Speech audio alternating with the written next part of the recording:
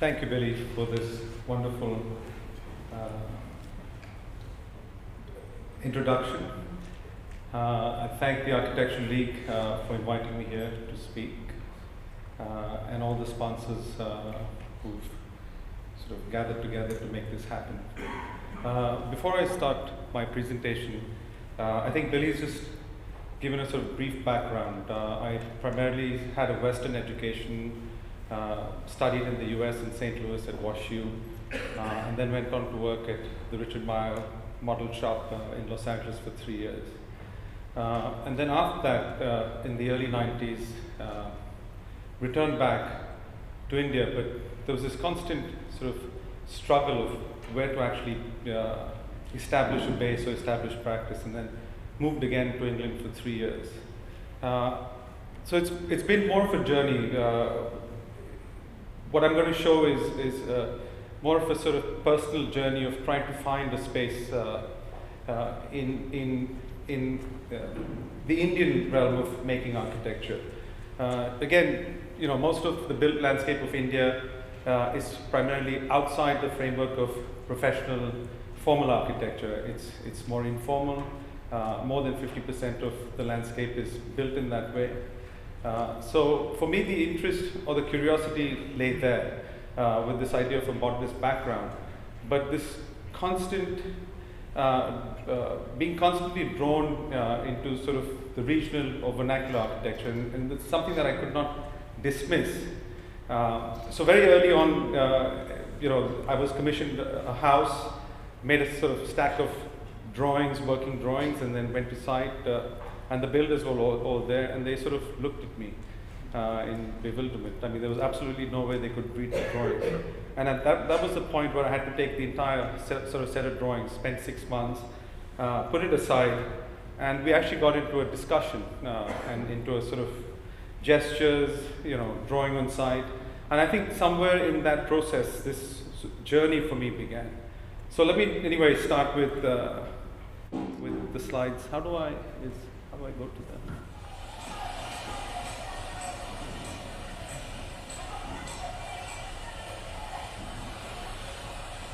This slide was taken a few years ago. In fact, Tom, who's sitting here in the room, who was very much part of the studio and the inception of the studio, was responsible for this slide.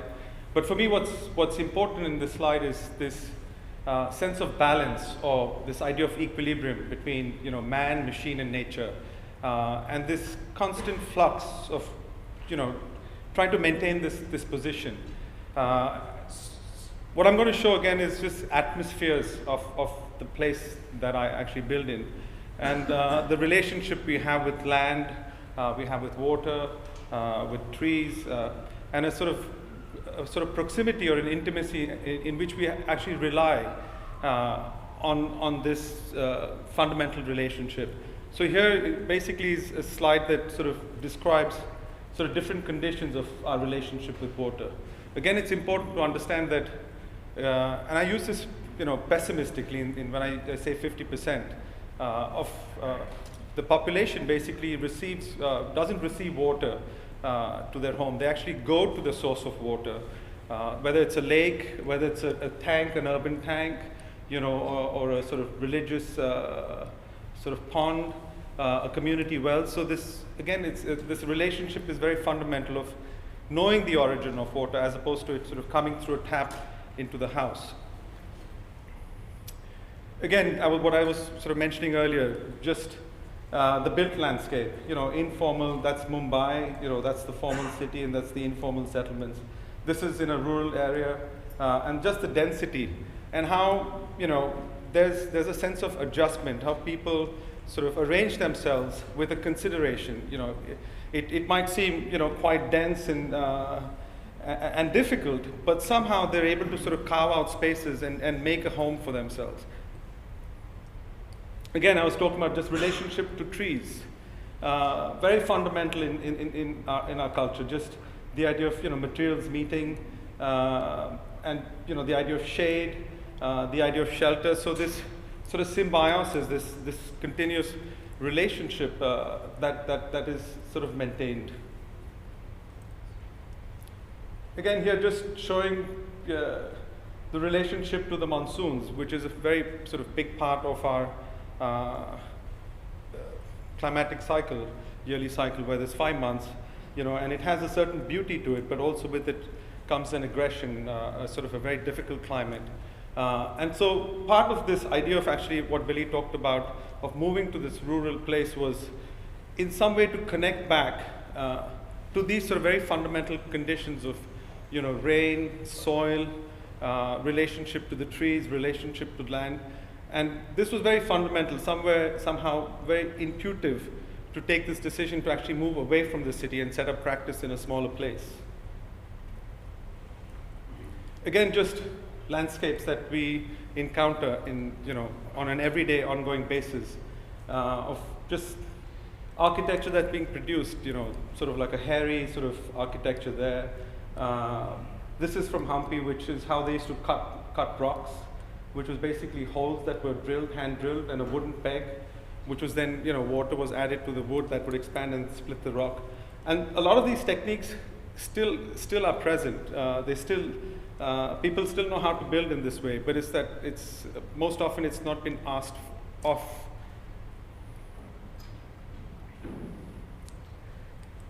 Again, these next set of slides sort of show condition of India where we have, and probably it's unique in that sense, where there's the tradition, built up over thousands of years, and a condition of, contemporary culture, developing world.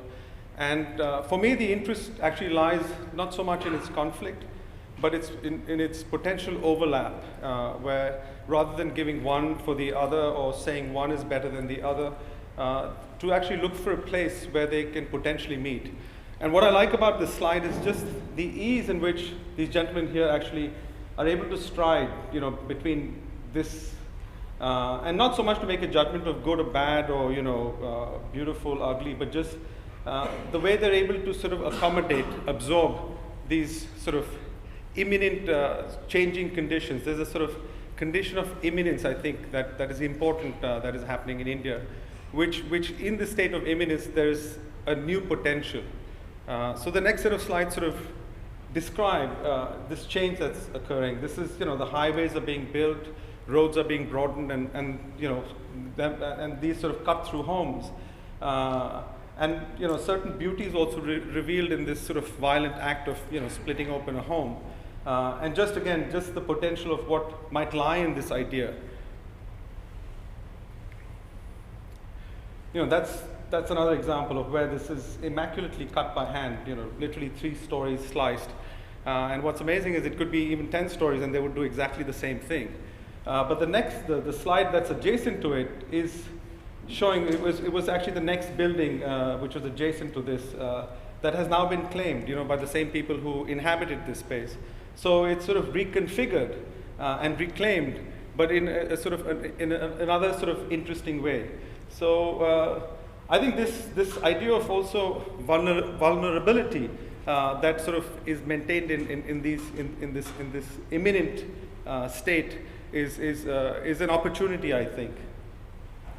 This for me is a very sort of important or sort of interesting slide where this sort of stairs which were there, which have been built, and this is the introduction of the motorcycle, which is actually brought into the living room of the house, and the way it's accommodated, this ramp is accommodated. So in that sense of not getting rid of what was there or making changes that sort of completely rearrange just a sort of simple gesture in the way it overlaps and allows this new object to be introduced into the sort of living room of the house. Again, here just tribals that inhabited the forest who've now been displaced. And this is what they do during the monsoons, basically go down fishing in the streams and the rivers. And most of the material for them is accessible quite easily, primarily free, because they depended on the forest. So the bamboo here, which you can see this very interesting, intricate structure that they use to make the sort of boat hull. And previously, this would be lined with animal skin, which they would hunt in the forest. But just the ingenuity in which they're able to adapt to a very difficult sort of displaced condition where they basically take cement bags, leftover cement bags that they use to build these highways, which is used as the lining, and the access to tarmac or asphalt, which is again something that they're just quite easily able to pick up while it's being melted to prepare the roads. So that provides the waterproofing. So this sort of relationship of in displacement, there's a potential for a modification or a reconfiguration or a transformation, I think, which is quite interesting. I'm showing a project. There are 5 houses, I think, but this is the first house, which is a multi-generation, or rather there are 3 families, grandfather, his children, and then their children. So it's sort of a family compound. But we found basically literally a hole in the ground. And this is about 25 meters, maybe closer to the sea, saltwater sea, and there's sweet water. So we sort of used this sort of center, sort of like a belly button, in a sense, as the center of the project, and arranged the entire house, in a sense that protected the origin or the belly button to the house. In a sense, the foundations, so to speak, but liquid, moving in liquid. That's our consultant, and again, there's this incredible tacit knowledge that's been acquired over sort of generations, passed on, and it's all about sense. It's all about a certain sensibility that's acquired through very careful observation, but observation in relationship to the body, observation in relationship to the emotions of the body. So here, this gentleman is about, at the time that this picture was taken, about 78. And at the age of 21, he basically nearly lost his life. He fell into the well, but then spent the rest of his life mastering this idea of well making. He's sort of very local to the area, now passed away, but he was sort of our consultant, and sort of very specifically described there was a 1-inch sort of fissure about 20 feet in the ground, which we had to maintain and sort of straddle over that with some sort of beam or sort of a wooden structure, so that in time that little fissure would not collapse through a period of time. And that really became the sort of central premise of the project, this idea of water, this constant supply of water, and protecting that particular condition, which sort of lay 20 feet in the ground. You can see him right there, and that's his community, which is they're primarily well builders, and that's what they do. Before every monsoon, they come in, they dig the ground, and it's a sort of very intimate community affair. But also how they openly participate, sort of, in a sense, welcoming the new neighbors. So that's the process, just very quickly. This drawing was actually made much later after the project was built, but sort of describing the sort of center of the house. And that's this space which is subterranean. These are holes that allow the rain and air and sun to come through. And then this is taken in summer. The earlier slide was taken in the monsoon. And this is something that I didn't anticipate, or maybe I did, but not so specifically. But this idea of time and this idea of the visual absence of the sea, which is registered. So this photograph was taken maybe two hours later. This was sort of the high tide line, and you can see how the water sort of has dropped. So this idea of this vessel of air and light and water sort of moving through the day, registering the sort of moon cycle. Again, very important to sort of the Indian condition. The ebb and flow of India sort of really depends on the lunar cycle or the waxing and waning of the moon. You see migrations back into rural areas and then back into cities, all based on a moon cycle. So this sort of very fluid, liquid state. And that's part of the reason why we have so many holidays. We have the lunar cycle, and then we also have Greenwich Mean Time. And of course, we take all of them. But again, it was sort of a discovery, this idea of where one of the senses is now closed. But I think the potential of the heightened sense of the outside, or the sense of the movement of the sea being registered here inside. That's again taken in the monsoon, and you can see, and we sort of all jumped in, and it's used basically, water for the house, water for the garden, and it really is the life source. So, and that's why I sort of likened it to the idea of a foundation. And that's the sort of diagram or the plan which sort of protects, you can see right there, just for the other screens. This idea of protection of the center of this energy space. Again, all the rainwater falling off the roof, goes back and recharges this well.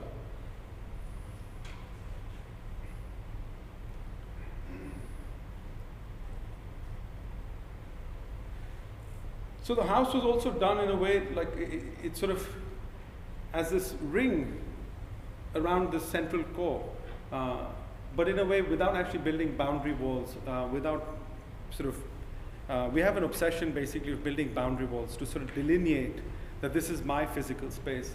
And we were sort of, we worked with the clients and were able to convince them that the house itself is a means of security or protection. But again, this is sort of more of an imagined scenario. So the main objective behind the project was to give them that sense of shelter, a sense of a certain comfort within their home. Again, here I'm trying to show you the color of the plaster that was developed when we were making the house. There was these incredible shadows that were cast under the roof, and in a sense, the house, because it was quite large, sort of disappeared or sort of dissolved inside that shadow. Again, we have an abundance of light in India. So the opposite of that is this idea of darkness, or the idea of shadow, and a certain weight that comes with it. So this plaster basically mimics the shadow. It's lime, quite inexpensive, local material, easily accessible, and we make some of this plaster ourselves. And it's just basically graphite or sort of a black oxide that's mixed in lime and then sort of hand troweled. You'll see there's another video that sort of shows that process. The next house is a sort of weekend retreat. It was done for a client who actually wanted to write a book. That's what that was his brief. But what was particular about this site was this idea of a colonnaded space with this incredible roof or canopy that was already there. And part of the work was done because it sort of kept the ground shaded, kept the sun out. And these are quite old, these plantations. They're about 100 years old. This was at some point evergreen forests, which were then cut for a cash crop. And there was a lot of trade between West Africa and India. So at that point in time, a lot of pepper was grown, cinnamon. So that's the reason why these plantations, came about. And so again, this idea of history and landscape, just in the way that we address, old buildings and the idea of restoration or reconstruction, but how about the potential of these landscapes that have a sense of time, have a history to them, that have been nurtured, and that have been cared for. So our whole objective here was, and I know that the client primarily purchased this particular plot of land because of its proximity to the sea. But our interest was more in this incredible coconut plantation. Again, here just showing you models. That's a full-scale mock-up. Here you can see these are the betel nut trees that are cut, again found on site, and used as sort of to make an outline of the building. But in a way also a sense of survey. But a survey not so much to understand just dimensions, but a survey which in some way encompasses the gesture of the site. Every tree has its own nuance, its own relationship to the other tree, to the ground. So these are methods that I think have evolved or we've developed over time as a way to survey, as a way of making markings on the site. Again, this idea of a foundation is extremely important. We have something called it's called Bhumi Puja, which, if I directly translate, it's an offering to the ground. So this idea of the act of cutting the ground with a certain humility is something that, you know, I wouldn't say I discovered. It was a sort of an important experience in the way you submit to this idea of ground and of the potential of what possibly lies underneath this ground. So again, just trying to describe the process in which, you know, we're able to communicate. And this model again is used as a tool where they actually measure the model to build the project. And that's part of the process, just small sections taken. And it was interesting because, you know, the carpenters that are part of the studio, they primarily are cabinet makers. That's been their tradition. So I had to describe this project as a sort of large cabinet, which was 70 feet by 20 feet, to, in a sense, convince them. You know, of course, the first gesture was this sort of nod. There's no way. Forget about it. But it's interesting how they opened up to the idea, and talking to them with this idea of a sort of large, oversized cabinet, it was something that they could begin to relate to. Again, those models were important as a way of, I guess it's what I would call practice, a sort of very intimate practice of continuously making these things where you understand the proportions, a mathematical sequence of how the timber will unfold in its proportions, in the dimensions, in its size, and a certain ease of means, I think, which is very important. This idea of retaining, if I say it, it's sort of like in martial arts, you know, where you hold the gesture and you control the gesture, so you don't just expend, you know, endless amounts of energy to do something. And I think that is something we look for a lot in the work. And like I said, there are 100 details to a condition, but there's always going to be one which is appropriate for that time, for that place, for that condition. And it's sort of trying to seek that detail. Again, with the idea of, you know, having resources that are stored rather than expended. So here the slide, again, this whole site was hand cut. Very little of the earth was displaced. The foundations are in stone, which was a great material to make, to actually, because of the sand here. So stone and sand is a sort of an interesting relationship, because if you throw sort of a rock in sand and you try and move it, it's not so easy to move unless you actually move the sand away. So again, finding the appropriate material to make a ground or make a flat ground. And that's the anti-termite treatment going on. It's basically smoking this sort of Palmyra bark, which, again, very local, and easily accessible. And that's really the space. So it's a wooden frame, and what's primarily important here is the building is slipped in between these trees. And we found a dimension, which was basically 3 sheets of plywood, 4 feet each, you know, in industrial production. So it makes an internal space of 12 feet by a certain length. But that was sort of an optimum dimension. Again, the idea of dimension, where the dimension has a resonance, or I could say that it can oscillate between 2 points. And so the idea of precision and imprecision is something that we talk about. You know, what is that appropriateness of that dimension? So there's no obsession about, you know, going down to its exact millimeter, but more about, you know, it can lie within a certain sort of between 2 points. So we found that, you know, this 3 sheets of plywood was sort of one of the triggers to make the to draw out the house, and that's actually used to make the roof. And what we also found through these measurements was there was an average distance that we found between each tree at about 15 feet. So the space between the trees, the building, and even the swaying of the trees in the monsoon, that had to be accounted for. Just details that are developed during the process of making. And again, nothing is closed till it's actually finally completed. So, and I think here we're fortunate, maybe just in the way that we work, that we have the ability to respond at that very 11th hour where it's sort of the atmosphere is right, or there's a certain condition that sort of evokes a response where at that point there can be a very subtle modification that then takes that detail to where it needs to maybe rest. So again, just showing you how we sort of go about making. And this was the lichen here on the trees basically inspired sort of green, this sort of moss green screen on the walls.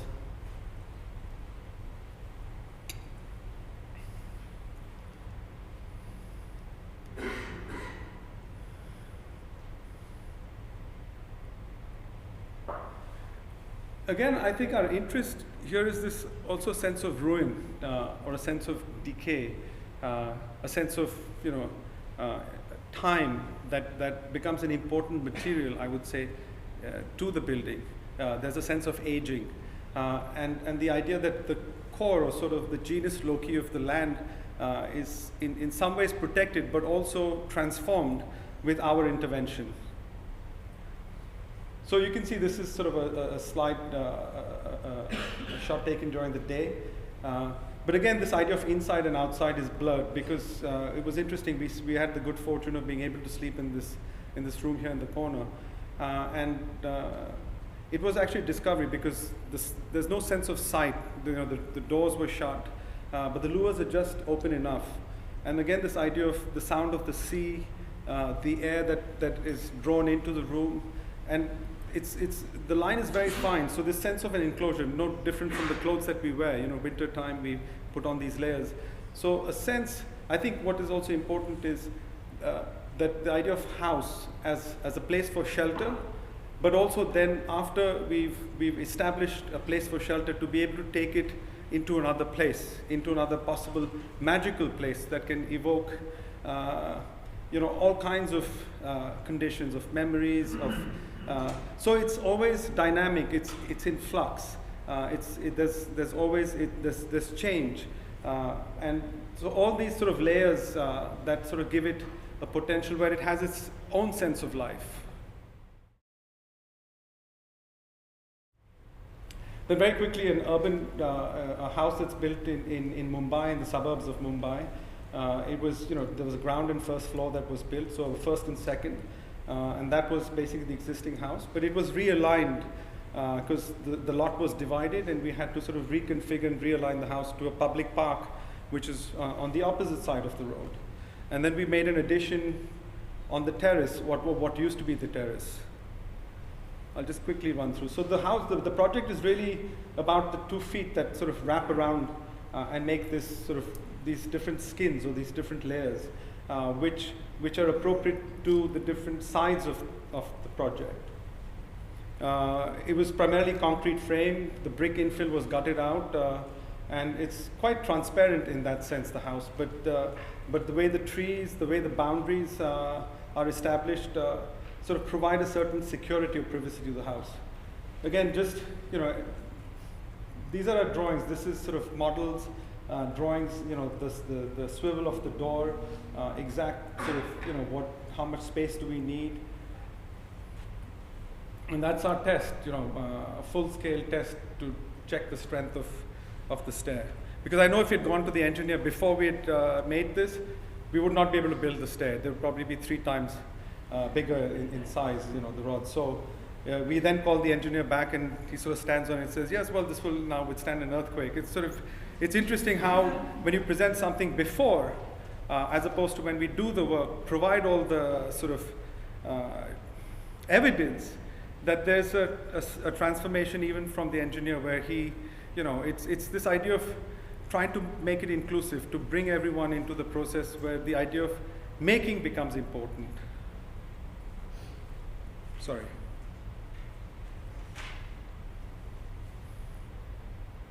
So that's the view back to the public park, and that's the addition we did on the top. And for me, what was of primary interest was this idea of rain coming into the center of the house, which I'll show you in the subsequent slides. This is an interesting slide because this gentleman, he's been now working with us for 12 years, and it's a sort of specialist, a particular kind of plaster, which is basically lime and marble dust. And this was March. He had gone back to Rajasthan to locate the marbles from which he could make the dust. And I get this phone call saying, we have a problem. So I said, what is the problem? And he says, well, it has rained in Rajasthan, and because of that, all the marble is wet.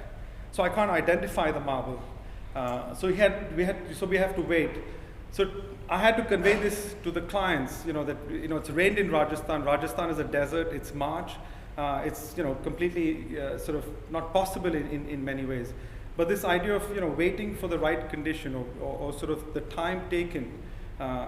Again, this idea of slowness. For me, this idea of slowness is not just about being slow, but allowing the time for the other to respond. I think for me is what I consider this idea of slowness in architecture, where there's space for a relationship to occur. And that's on the top floor, so the rain actually comes through. Again, this idea of care. So that's just the different skins or the different layers of the house. The house can be opened as a giant veranda or then controlled. So these are sort of large sliding doors.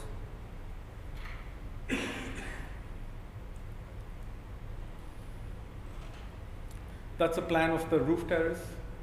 And you can see the sort of density of the housing around it. But again, for me, the idea of care, where if attention is not given to the house, the idea of the landscape that can take over and eventually claim the house. Birds can enter, insects, butterflies, all of these aspects can actually enter the house and sort of claim it. So this continuous idea of a balance that is to be maintained between these different conditions.